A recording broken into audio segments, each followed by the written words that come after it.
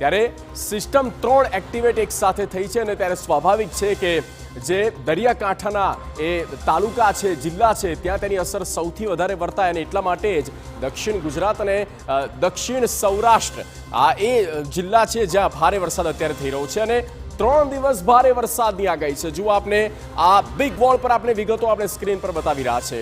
3 system એક સાથે સક્રિય થઈ છે અને તેના કારણે 3 દિવસ ભારે છે।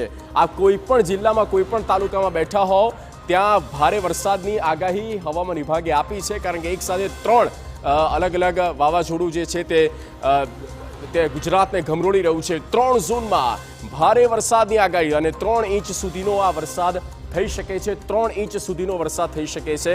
આપના જિલ્લામાં, આપના તાલુકામાં, આપના ગામડામાં જ્યાં ક્યાં પણ આપ છો ત્યાં વરસાદ આવે છે તો આપ સમજી લો કે આ જે સક્રિય થયેલી એક સાથે 3 સિસ્ટમ છે અને આ સિસ્ટમની જ્યારે આપણે વાત કરીએ તો એ છે અરબી સમુદ્રમાં જ્યાં વંટોળ ઊભું થતું હોય છે, એ સાયક્લોન જે બનતું હોય છે તેની તીવ્રતા ભલે ઓછી હોય કે વધુ હોય પણ એક તીવ્રતાવાળું જે એ સાયક્લોન બનતું હોય છે અને એક સાથે 3 ત્રાટકે ત્યારે સ્વાભાવિક છે કે આપના વિસ્તારમાં પણ વરસાદ થશે।